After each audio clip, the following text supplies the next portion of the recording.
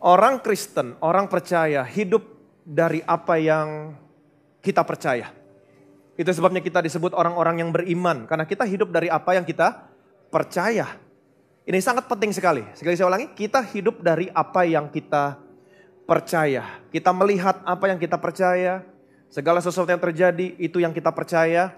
Nah, tidak sedikit orang Kristen banyak mengalami masalah karena mereka percaya sesuatu yang salah. Misalkan orang Kristen banyak yang percaya, oh Tuhan marah sama saya, Tuhan menghukum saya. Nah, ini kalau halnya demikian artinya mereka percaya sesuatu yang salah. Saya mau kasih tahu sama saudara, Alkitab mengatakan, selagi saudara masih berdosa, jauh sebelum saudara mengenal Tuhan, jauh sebelum saudara peduli tentang Tuhan, jauh selagi saudara masih berdosa, Tuhan sudah mengasihi saudara, sudah mengasihi saya. Amin. Tuhan sudah mengasihi saudara, Dia sudah mengasihi saya. Kebanyakan orang berpikir, oh nanti kalau saya sudah tidak berdosa lagi, kalau saya sudah bertobat, Tuhan baru mengasihi saya, Tuhan baru peduli sama saya. No, Alkitab mengatakan jauh sebelum saudara mengenal Tuhan, jauh ketika saudara tidak peduli bahwa nantinya saudara mau masuk neraka atau enggak, jauh sebelum ketika saudara, bahkan ketika saudara tidak peduli, saudara ada di jalan yang menyesatkan, ada di jalan kebinasaan. Tapi Tuhan sudah peduli sama saudara, sudah peduli sama saya. Dia sudah mengasihimu, Dia sudah mengasihi saya. Itu sebabnya Dia berikan anaknya yang tunggal. Apakah waktu Tuhan memberikan anaknya yang tunggal, apakah Dia permisi dulu sama saudara? Tidak. Setelah genap waktunya, Dia berikan anaknya. Sekali saya ulangi, setelah genap waktunya, Dia berikan anaknya yang tunggal. Kenapa? Karena Dia mengasihimu. Karena Dia mengasihi saya. Jauh sebelum saudara peduli, jauh sebelum saudara mengenal Tuhan, jauh sebelum saudara mengasihi Tuhan, Dia sudah terlebih dahulu mengasihi saudara dan terlebih dahulu mengasihi saya. Waktu Yesus memberikan tubuhnya sebagai korban keselamatan umat manusia, banyak orang yang tidak menginginkan keselamatan yang Allah kerjakan melalui anaknya. Tidak banyak, bahkan sedikit. Banyak yang menolak, bahkan banyak yang mengejek Yesus. Tapi sekalipun demikian, saya punya kabar baik. Allah tetap mengasihi saudara dan saya. Yang percaya boleh bilang amin. Hari ini saya mau berbicara tentang terang. Katakan bersama saya terang.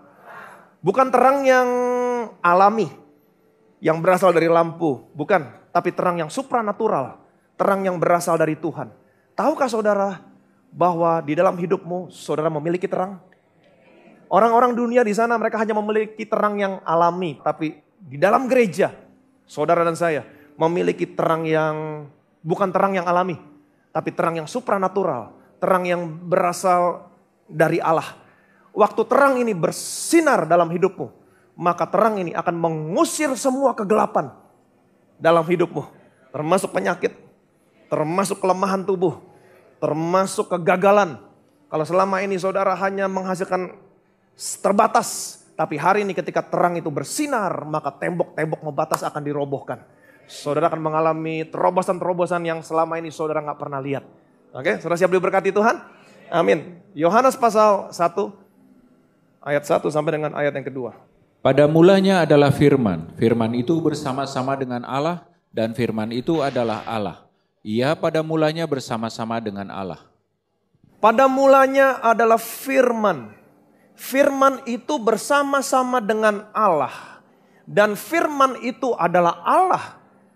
Ia pada mulanya bersama-sama dengan Allah. Seberapa banyak di antara saudara yang bingung waktu baca ayat ini? Nanti ada dua pribadi. Nanti kembali lagi ada satu pribadi. Nanti kembali lagi ada beberapa. Pada mulanya adalah firman, satu pribadi. Firman itu bersama-sama dengan Allah. Ada berapa pribadi? Firman dan Allah. Kemudian dikatakan, dan firman itu adalah, jadi satu lagi. Ia pada mulanya bersama-sama dengan Allah. Ada dua lagi. Siapa yang maksudnya firman di sini? Kalau saudara baca terus ayatnya, firman itu telah datang ke dalam dunia ini, firman itu menjadi manusia dan diam di antara kita. Siapakah firman di sini? Yesus. Alkitab mengatakan, ia pada mulanya bersama-sama dengan Allah. Jadi sejak awal dunia, Yesus sudah ada bersama-sama dengan Allah. Banyak yang mengatakan, Pak, hanya ada satu Allah. Saya katakan, amin. Tapi ada lagi yang mengatakan, tiga dalam satu. 3 pribadi dalam satu Allah. Saya juga katakan amin. Bagaimana caranya saudara menjelaskan ini semua? Tidak mudah. Menjelaskan kebesaran dan keagungan Allah Tritunggal. Nggak mudah. Dan saya mau kasih tahu sama saudara, di dalam Alkitab saudara, memang tidak terdapat kalimat Allah Tritunggal. Tapi kebenaran tentang Allah Tritunggal ada di sana. Alkitab tidak bermain dengan kata-kata. Waktu Allah menciptakan manusia, Allah berkata, baiklah kita menciptakan manusia menurut gambar dan rupa kita. Kita di sini bentuk tunggal atau bentuk jamak? Jamak, Allah Bapa, Allah Putra, Allah Roh Kudus. Amin. Itu sebabnya saudara diciptakan 3 dalam 1, tubuh, jiwa, dan roh. Karena apa? Karena Allah juga 3 dalam 1. Allah Bapa, Allah Putra, Allah Roh Kudus. Amin. Saudara diciptakan bentuknya tubuh dari debu tanah. Jasmani. Supaya apa? Supaya saudara bisa mengadakan kontak dengan dunia fisik. Dengan dunia fisik. Tubuhmu diciptakan untuk berhubungan dengan dunia fisik. Pikiran saudara, jiwa saudara diciptakan untuk berhubungan dengan dunia sosial. Sehingga saudara bisa merasakan sedih, gembira. Roh saudara ada supaya saudara bisa berhubungan dengan Tuhan yang adalah roh. Itu sebabnya saudara ciptakan 3 dalam 1. Tubuh untuk berhubungan dengan dunia fisik, jiwa, pikiran. Supaya saudara bisa berhubungan dengan dunia sosial, merasakan sedih, gembira, senang. Roh ada di sana untuk berhubungan dengan siapa? Dengan Tuhan yang adalah roh. Jadi gak mudah memang menjelaskan Allah Tritunggal. Dalam Alkitab saudara tidak terdapat kalimat yang mengatakan Allah Tritunggal. Tapi kebenaran tentang Allah Tritunggal ada di sana. Waktu Yesus dibaptis di sungai Yordan. Waktu Yesus keluar dari air. Alkitab mencatat langit terbuka. Roh Allah seperti burung merpati turun ke atasnya. Kemudian terdengar suara dari surga yang berkata, inilah anak yang kukasihi, kepadanya lah aku berkenan. Allah Tritunggal, kebenarannya muncul lagi di sini. Anak keluar dari air, Roh Kudus turun, Bapa berkata. Allah Bapa, Allah Putra, Allah Roh Kudus. Sudah mengerti sampai di sini? Memang tidak mudah menjelaskan Allah Bapa, Allah Putra, Allah Roh Kudus. Tapi semuanya merupakan satu kesatuan, 3 pribadi dalam 1. Amin. Ayat yang ke-3. Segala sesuatu dijadikan oleh Dia dan tanpa Dia tidak ada sesuatu pun yang telah jadi dari segala yang telah dijadikan. Dalam Dia ada hidup dan hidup itu adalah terang manusia. Terang itu bercahaya di dalam kegelapan dan kegelapan itu tidak menguasainya. Ayat yang ke-3. Segala sesuatu dijadikan oleh Dia dan tanpa Dia tidak ada sesuatu pun yang telah jadi dari segala yang telah dijadikan. Dalam Dia ada hidup. Dalam Dia ada hidup. Di dalam Yesus ada hidup. Jadi waktu saudara menerima Yesus sebagai Tuhan dan Juru Selamat saudara, Yesus ada dalam saudara. Alkitab mengatakan di dalam Dia ada hidup. Nah, kata hidup di sini terjemahannya adalah Zoe life. Apa itu? Hidupnya Allah. Jadi waktu saudara menerima Yesus sebagai Tuhan dan Juru Selamat saudara, Yesus ada dalam saudara. Karena di dalam Dia ada hidupnya Allah. Waktu saudara menerima Yesus artinya saudara menerima hidup yang sama. Seperti yang dimiliki Bapamu di surga. Hidup yang sehat, hidup yang diberkati, hidup yang tidak pernah kekurangan sesuatu apapun. Amin. Dan hidup itu adalah terang manusia. Wow. Ketika saudara menerima Yesus, karena di dalam Yesus ada hidup. Itu sebabnya saudara menerima hidup yang sama, yang seperti Yesus miliki. Dan hidup yang ada dalammu, ini akan menjadi terang di dalam hidupmu. Amin. Kemudian dikatakan ayat yang ke-5, di situ dikatakan apa? Terang itu bercahaya di dalam kegelapan dan kegelapan itu tidak menguasai. Jadi waktu saudara, sekali lagi saya ulangi, waktu saudara menerima Yesus sebagai Tuhan dan Juru Selamat, Yesus ada dalam saudara. Betul? Dan karena di dalam Dia ada hidup dan hidup itu adalah terang manusia, maka hidupnya akan menerangi hidupmu. Amin. Akan menerangi hidupmu. Nah, saya mau saudara mengerti. Terang di sini berbicara tentang kreativitas manusia. Berbicara tentang inovasi, berbicara tentang ide-ide. Sejarah membuktikan di mana saja Injil, berita tentang Tuhan Yesus diberitakan, di mana saja, apa yang terjadi? Terang datang. Betul? Terang datang dan terang bercahaya di dalam kegelapan. Ketika berita tentang Tuhan Yesus diberitakan, Injil diberitakan, kalau saudara percaya, apa yang terjadi? Terang datang. Yesus ada dalam saudara. Dan terang itu apa? Bercahaya di dalam kegelapan. Apa efeknya? Apa efeknya? Manusia mulai berkreasi. Muncul ide-ide. Manusia mulai berinovasi. Manusia mulai memiliki ide-ide. Di mana saja berita Injil tentang Tuhan Yesus diberitakan, pewahyuan datang, terang datang. Mungkin saudara berkata sama saya, Pak, saya butuh terang dalam hidup saya. Mumet Pak hidup saya, Pak. Saya butuh terang. Ada begitu banyak masalah yang tidak bisa saya pecahkan dalam keluarga saya. Saya butuh terang Pak, dalam karir, dalam bisnis, dalam pekerjaan. Ada begitu banyak permasalahan, hambatan, tantangan yang saya nggak bisa pecahkan. Saya mau kasih tahu, Yesus adalah terang itu sendiri. Yesus adalah terang itu sendiri. Kalau saudara mau percaya sama Yesus, maka Yesus yang ada dalammu, hidup yang dia miliki adalah terang. Dan terangnya akan bercahaya menghalau semua kegelapan yang ada dalam hidupmu. Ketika terang itu bercahaya, maka terang itu akan menyinari hidupmu, menyinari bisnismu, menyinari keluargamu, menyinari pekerjaanmu. Maka pekerjaanmu, hidupmu, bisnismu akan diberkati berlimpah-limpah. Yang percaya boleh bilang amin. Jadi yang dimaksud terang di sini adalah siapa? Yesus.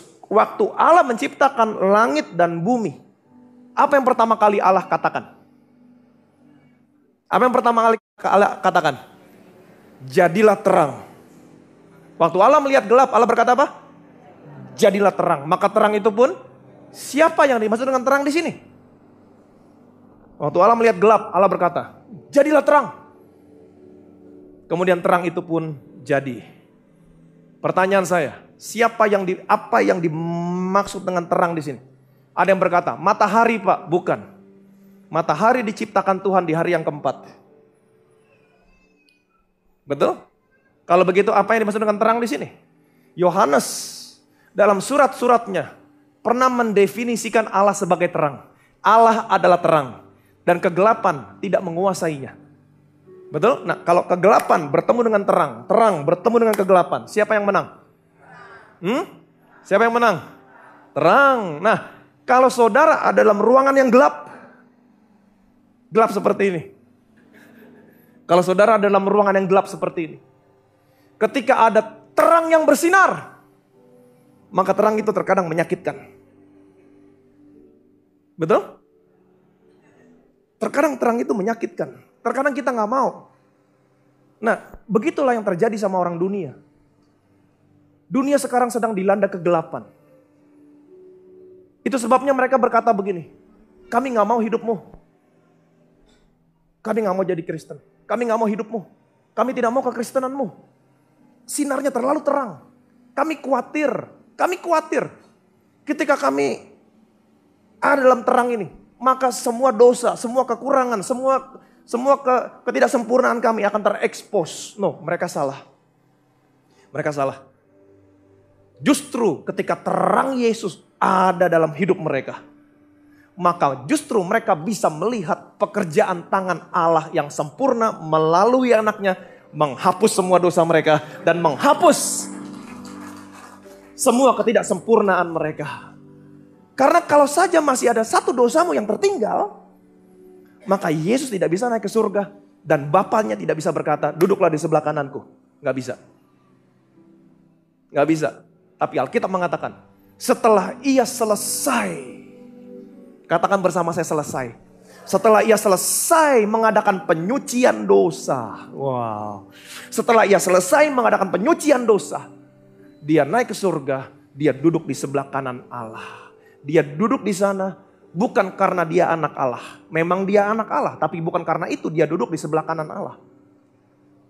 Amin. Dia duduk di sebelah kanan Allah karena dia telah selesai mengadakan penyucian dosa. Tidak ada satupun dosamu yang tidak disucikan. Kamu dikuduskan satu kali untuk selamanya. Kalau dia ada dosamu yang tertinggal satu aja, dia tidak bisa naik dan dia tidak bisa duduk di sebelah kanan. Karena pekerjaannya belum selesai. Kalau saudara pelajari baik-baik dalam perjanjian lama, imam besar dalam perjanjian lama, dia gak pernah duduk. Kenapa? Karena pekerjaannya tidak pernah selesai. Korban binatang tidak pernah bisa menghapus dosa. Hanya bisa mengcover. Betul? Tapi Yesus setelah dia selesai mengadakan penyucian dosa, dia naik ke surga, dia duduk di sebelah kanan Allah. Jadi hari ini, saudara dan saya punya seseorang yang mewakili saudara yang sedang duduk di sebelah kanan Allah. Hari ini Allah tidak menghakimi saudara berdasarkan keberadaanmu hari ini. Tapi dia menghakimimu berdasarkan keberadaan seseorang yang duduk di sebelah kanannya. Kalau Allah melihat yang di sebelah kanannya sempurna, maka waktu Allah melihat saudara hari ini, dia juga melihat saudara sempurna. Waktu Allah melihat yang di sebelah kanannya kudus benar, maka hari ini Allah juga melihat saudara kudus benar. Kenapa? Karena Alkitab mengatakan sebagaimana keadaan dia di surga, demikianlah keadaan kita di dunia ini. Yang percaya boleh bilang amin. Amin. Nah, saudara masih ingat tentang 10 tulah yang ada di Mesir? Tulah ke-9 apa? Gelap gulita. Betul? Gelap gulita. Sekarang kita lihat, perhatikan baik-baik. Kita terus belajar apa yang dimaksud dengan terang di sini. Lalu Musa mengulurkan tangannya ke langit dan datanglah gelap gulita di seluruh tanah Mesir selama 3 hari. Tidak ada orang yang dapat melihat temannya. Juga tidak ada orang yang dapat bangun dari tempatnya selama 3 hari. Tetapi pada semua orang Israel ada terang di tempat kediamannya. Lalu Musa mengulurkan tangannya ke langit dan datanglah gelap gulita di seluruh tanah Mesir selama 3 hari. Gelap gulita. Tidak ada orang yang dapat melihat temannya. Juga tidak ada orang yang dapat bangun dari tempatnya selama 3 hari. Tetapi pada semua orang Israel ada terang di tempat kediamannya. Seberapa banyak di antara saudara yang mau ada terang di rumahmu? Seperti terang yang dalam rumah orang Israel? Nah, saya mau saudara mengerti, terang yang ada di dalam semua rumah orang Israel di sini bukan terang yang alami. Bukan terang yang natural. Yang berasal dari lampu, dari obor, dari minyak lampu, bukan. Dan kegelapan yang meliputi seluruh Mesir juga bukan merupakan kegelapan yang alami, yang natural. Bukan, ini kegelapan yang supranatural. Bukan kegelapan yang alami, tapi kegelapan yang supranatural, gelap gulita. Sehingga orang tidak dapat melihat temannya. Benar-benar pekat. Nah, kalau kegelapan yang meliputi seluruh tanah Mesir adalah kegelapan yang alami, yang natural, maka saya percaya orang Mesir dengan sangat mudahnya mengusir kegelapan itu.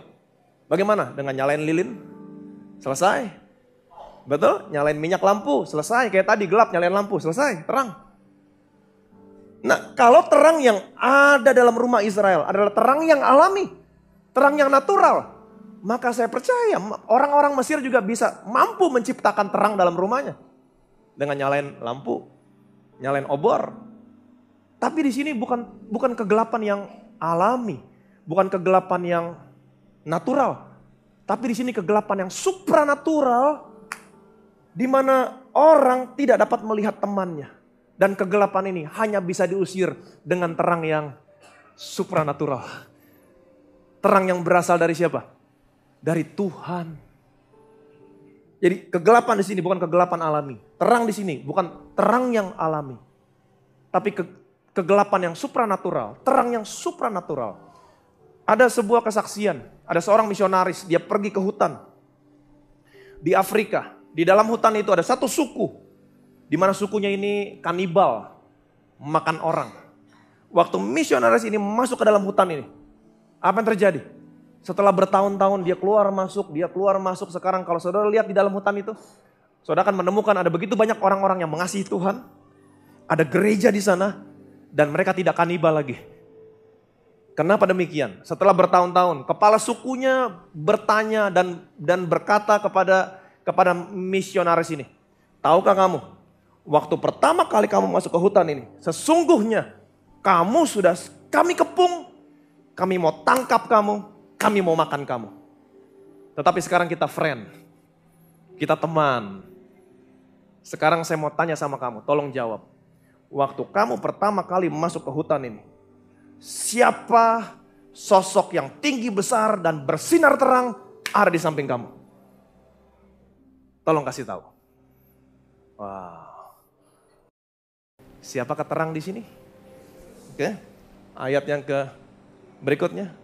Datanglah seseorang yang diutus Allah, namanya Yohanes. Ia datang sebagai saksi untuk memberi kesaksian tentang terang itu, supaya oleh dia semua orang menjadi percaya. Ia bukan terang itu, tetapi ia harus memberi kesaksian tentang terang itu. Terang yang sesungguhnya yang menerangi setiap orang sedang datang ke dalam dunia. Ayat yang ke-6. Datanglah seseorang yang diutus Allah. Siapa namanya? Yohanes. Ia datang sebagai saksi untuk memberikan kesaksian tentang terang itu. Supaya oleh dia semua orang menjadi percaya. Ayat yang ke-8. Ia bukan terang itu. Yohanes bukan terang itu. Tetapi ia harus memberi kesaksian tentang terang itu. Terang yang sesungguhnya. Bukan terang yang alami. Terang yang sesungguhnya. Yang menerangi setiap orang. Segera datang ke dalam dunia ini. Ada seorang yang bernama Yohanes. Dia diutus Allah untuk memberikan kesaksian tentang terang. Supaya setiap orang menjadi percaya. Betul? Ia bukan terang. Tetapi dia harus memberi kesaksian tentang terang itu. Dan waktu dia memberikan kesaksian, waktu ada orang yang percaya, terang itu datang. Terang yang sesungguhnya.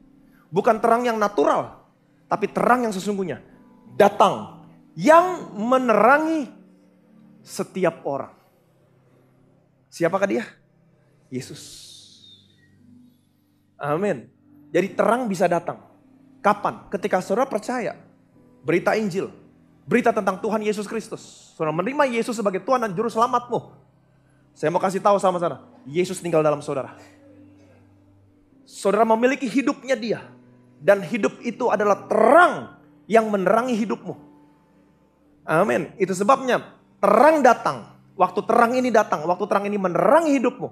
Kalau ada hal-hal yang selama ini tersembunyi bagi saudara, ketika terang itu datang, semuanya disingkapkan. Kalau ada hal-hal yang selama ini saudara tidak mengerti, waktu terang itu datang, saudara akan mengerti.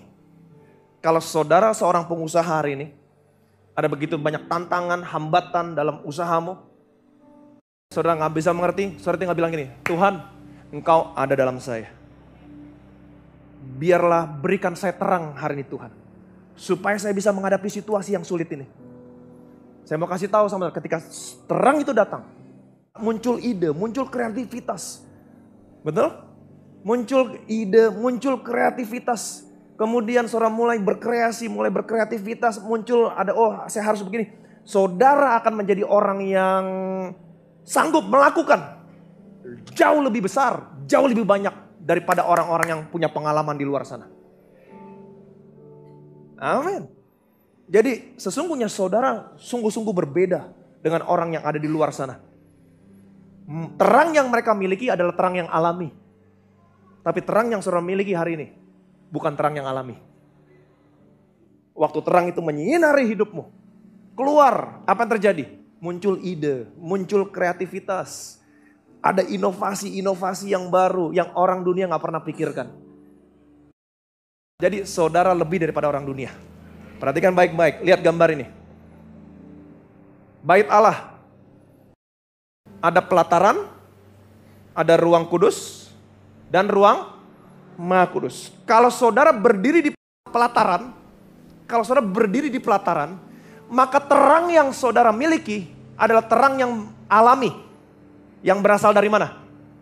Matahari. Orang-orang yang ada di luar sana, mereka hanya memiliki terang yang alami. Saudara boleh sebutin gelar mereka apapun, tapi terang yang mereka miliki terang yang alami. Pengetahuan yang alami. Tapi kalau saudara masuk ke dalam ruang kudus, kemah suci tertutup rapat, tidak ada satupun jendela. Jadi terang alami yang ada di luar tidak bisa masuk ke dalam sini. Betul? Kalau saudara masuk ke dalam ruang kudus. Di situ ada 3 benda. Ada meja roti unjukan, ada mezbah pembakaran ukupan, dan satu lagi ada kaki dian. Kaki dian.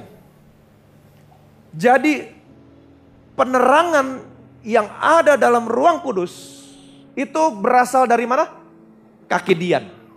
Sekarang pertanyaan saya, kaki dian menggambarkan apa? Katanya, apa yang kau lihat, tuliskanlah di dalam sebuah kitab dan kirimkanlah kepada ketujuh jemaat ini, ke Efesus, ke Smyrna, ke Pergamus, ke Tiatira, ke Sardis, ke Philadelphia, dan ke Laodikia. Lalu aku berpaling untuk melihat suara yang berbicara kepadaku, dan setelah aku berpaling, tampaklah kepadaku 7 kaki dian dari emas. Dan di tengah-tengah kaki dian itu ada seorang serupa anak manusia, berpakaian jubah yang panjangnya sampai di kaki, dan dadanya berlilitkan ikat pinggang dari emas. Amin. Perhatikan baik-baik. Ayat ke-11. Yohanes mendapat penglihatan. Apa yang kau lihat, tuliskanlah dalam sebuah kitab dan kirimkanlah kepada ketujuh jemaat. Efesus, Smyrna, Pergamus, Tiatira, Sardis, Philadelphia, dan Laodikia. Lalu Yohanes berpaling untuk melihat suara yang berbicara kepadanya. Dan setelah Yohanes berpaling, Yohanes melihat ada apa? Ada 7 kaki dian. Kemudian ayat yang ke-13, bukannya 7 kaki dian, dan di tengah-tengah kaki dian itu ada seorang serupa anak manusia. Siapakah dia? Yesus. 7 kaki dian menggambarkan apa? 7 gereja. Jadi kaki dian menggambarkan gereja. Dan Yesus harus menjadi center karena Yesus ada di tengah-tengah. Yesus harus menjadi center, menjadi pusat pokok pembicaraan di dalam gereja. Jadi Yohanes melihat ada 7 kaki dian, ada 7 jemaat dan Yesus di tengah-tengahnya. Yesus harus menjadi pusat, menjadi center. Apapun yang gereja lakukan harus senantiasa memberikan kemuliaan kepada Tuhan. Nah setelah itu Yohanes mendapat penglihatan. Jadi kaki dian merupakan gambaran tentang gereja. Nah gereja ada di mana tadi? Kaki dian ada di mana? Di ruang kudus. Di ruang kudus tidak ada satupun terang alami yang masuk ke dalam sana. Jadi terang yang dimiliki gereja adalah terang yang supranatural. Terang yang saudara miliki adalah terang yang supranatural. Nah terang ini akan menghalau semua kegelapan dalam hidupmu. Pertanyaan saya, bagaimana caranya supaya terang yang kamu miliki ini bisa bersinar terang? Perhatikan baik-baik. Lanjut. Tuliskanlah kepada malaikat jemaat di Efesus. Inilah firman dari Dia yang memegang ketujuh bintang itu di tangan kanannya dan berjalan di antara ketujuh kaki dian emas itu. Aku tahu segala pekerjaanmu, baik jeripayamu maupun ketekunanmu. Perhatikan baik-baik, jadi saya ulangi. Kaki dian merupakan gambaran tentang gereja. Yesus di tengah-tengah. Artinya apa? Yesus harus menjadi pusat, menjadi center. Segala sesuatu yang gereja lakukan, segala sesuatu yang gereja beritakan harus memberikan kemuliaan kepada Tuhan. Setelah itu, Yesus masing-masing mengirimkan berita kepada 7 gereja ini. Ada 7 gereja. 2 gereja dipuji Tuhan Yesus dan 5 gereja dicela. Kenapa? Karena tidak memberikan kemuliaan kepada Tuhan. Oke, kepada jemaat di Efesus, Tuhan berkata, tuliskanlah kepada malaikat jemaat di Efesus. Inilah firman Dia yang memegang ketujuh bintang itu di tangan kanannya dan berjalan di antara ketujuh kaki dian emas itu.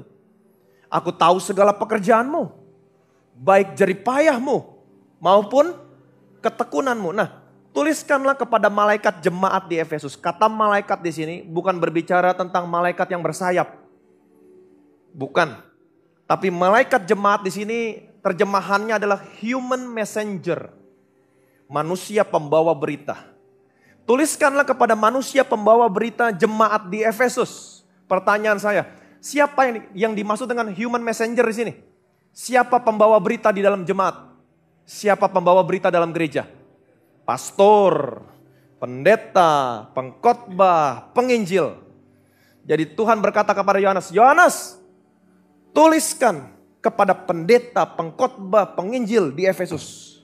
Jadi kalau saudara baca kitab Wahyu yang ditulis kepada ketujuh gereja, 7 jemaat, saudara jemaat bisa menarik nafas yang panjang. Ini bukan saya. Jadi semua ini suratnya ditujukan kepada siapa? Pendeta, pengkhotbah, penginjil, pastor. Doktrin apapun yang diberitakan dalam gereja, itu tanggung jawab pendetanya. Itu tanggung jawab pastornya. Bagaimana kalau pastornya memberitakan pengajaran yang salah? Apakah keselamatannya hilang? Tidak. Kalau saudara baca terus ayatnya, jemaat Efesus, apa yang Tuhan lakukan? Kaki Diannya diambil. Aku akan mengambil kaki Dianmu. Apa itu kaki Dian? Memberikan kemuliaan kepada Tuhan. Karena mereka tidak memberikan kemuliaan sama Tuhan, kaki Diannya diambil. Kamu tidak menjadikan Yesus sebagai center, kaki Diannya diambil. Saudara mengerti sampai sini? Apa yang terjadi kalau kaki Diannya diambil? Terangnya redup, terangnya hilang. Apa yang terjadi kalau terangnya hilang? Lama-lama gerejanya tutup. Bagaimana jemaatnya? Jemaatnya pindah ke gereja lain. Karena Tuhan gak mau. Karena Tuhan sangat mengasihi jemaatnya. Domba-dombanya. Tuhan gak mau domba-dombanya dapat makanan yang salah.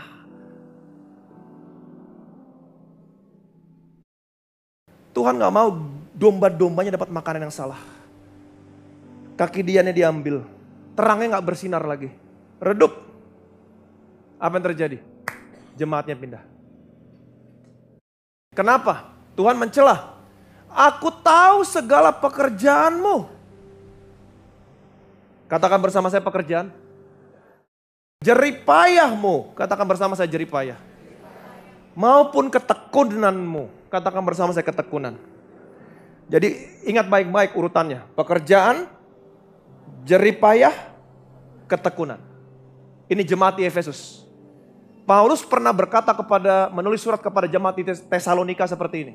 Sebab kami selalu mengingat pekerjaan imanmu, usaha kasihmu dan ketekunan pengharapanmu kepada Tuhan kita Yesus Kristus di hadapan Allah dan Bapa kita. Kami selalu mengingat pekerjaan imanmu. Katakan bersama pekerjaan iman. Oke. Usaha kasihmu. Katakan bersama saya usaha kasih. Dan ketekunan pengharapanmu. Katakan bersama saya ketekunan pengharapan. Pekerjaan imanmu, usaha kasihmu, ketekunan pengharapanmu kepada. Pekerjaanmu, usahamu, ketekunanmu kepada Tuhan kita Yesus Kristus di hadapan Allah dan Bapa kita. Artinya apa? Pekerjaanmu, usahamu, ketekunanmu selalu memberikan kemuliaan kepada siapa? Yesus.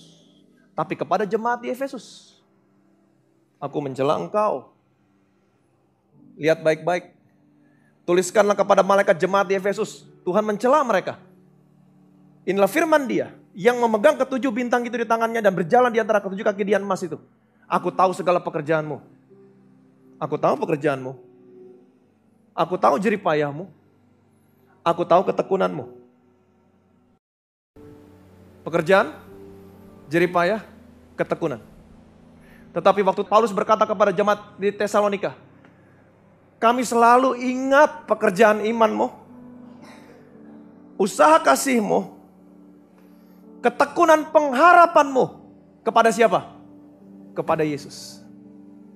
Pekerjaan, iman, usaha atau jeripayah, kasih, ketekunan, pengharapan. Tetapi kepada jemaat di Efesus, aku tahu pekerjaanmu, aku tahu jeripayahmu, aku tahu ketekunanmu. Pekerjaannya bukan pekerjaan iman. Usahanya bukan usaha kasih. Ketekunannya bukan ketekunan pengharapan. Kalau begitu apa yang hilang dari jemaat di Efesus? Apa yang hilang? Iman, kasih, pengharapan. Aku ambil kaki Dianmu. Apa yang terjadi kalau diambil kaki Diannya? Redup. Jikalau kamu tidak bertobat, aku ambil kaki Dianmu. Gerejanya redup. Terangnya gak bersinar lagi. Mereka kelihatan sibuk dari luar, banyak program, begini, begitu. Tapi pekerjaannya bukan pekerjaan iman kepada Tuhan Yesus Kristus. Usahanya bukan lahir dari kasih kepada Tuhan. Ketekunannya tidak lahir dari pengharapan kepada Yesus. Mereka berdoa, tapi bukan lahir dari pengharapan kepada Tuhan. Apa yang terjadi? Redup. Tuhan ambil kaki Diannya. Jadi kalau supaya kaki Dianmu gak diambil, supaya terangmu tetap bersinar, pastikan pekerjaanmu lahir dari iman kepada Tuhan Yesus Kristus. Pastikan usahamu, jeripayamu lahir dari kasih kepada Tuhan Yesus Kristus. Yang ketiga, pastikan ketekunanmu lahir dari pengharapanmu kepada Yesus Kristus. Saudara berdoa, sekalipun belum mendapat jawaban, saudara tetap berdoa, tekun. Kenapa? Karena saya tahu pengharapan orang percaya tidak akan pernah dikecewakan. Amin. Pekerjaanmu lahir dari iman kepada Yesus Kristus. Saya tahu dia sudah mengerjakan segala sesuatu di atas kayu salib. Dia menjadi miskin supaya menjadi kaya. Dia sudah menebus saya dari segala kutuk. Supaya hari ini kemanapun saya melangkah saya diberkati. Pekerjaanmu lahir dari iman. Saya percaya kemanapun saya melangkah saya diberkati. Apapun saya kerjakan saya diberkati. Jadi kalau halnya demikian. Siapa yang dapat kemuliaan? Yesus yang dapat kemuliaan. Waktu Yesus mendapat kemuliaan. Saya mau kasih tahu. Terangmu akan bersinar. Terangmu akan bersinar. Jadi iman, kasih, pengharapan. Ini yang membuat terangmu bersinar. Ini yang membuat kamu sukses. Amin. Ini yang membuat kamu berbeda dengan orang yang ada di sana. Mereka hanya memiliki terang yang alami. Tapi saudara memiliki terang yang supranatural. Kenapa? Karena ada Yesus di dalam saudara. Amin. Jadi ingat baik-baik. Supaya terangmu bersinar. Pastikan pekerjaanmu lahir dari iman. Apapun yang kamu lakukan, senantiasa lihat Yesus. Karena dia sudah begini, karena itu sebabnya saya bisa begini. Amin. Usahamu lahir dari kasih. Jeripayamu lahir dari kasih. Karena dia sudah mengasihi saya. Itu sebabnya saya melakukan ini. Karena saya mengasihi dia. Betul, ketekunan lahir dari pengharapan. Tuhan sudah mati di atas kayu salib. Memberikan tubuhnya, dihancurkan, diremukkan. Kalau saudara ada sakit hari ini terus berdoa, klaim oleh bilur-bilurnya. Tekun. Kenapa? Karena kamu tahu pengharapan dalam Tuhan tidak pernah mengecewakan. Senantiasa memberikan kemuliaan sama Tuhan. Maka terangmu akan apa? Bersinar. Ketika terangmu bersinar, terang yang ada di dalam hidupmu akan mengusir semua kegelapan dalam hidupmu. Amin. Kesembuhan. Ide muncul, kreativitas muncul, inovasi muncul. Amin. Ketika saudara kerja, seperti yang saya sudah ajarkan beberapa minggu yang lalu, ketika saudara kerja, saudara pekerjaan ini lahir dari iman.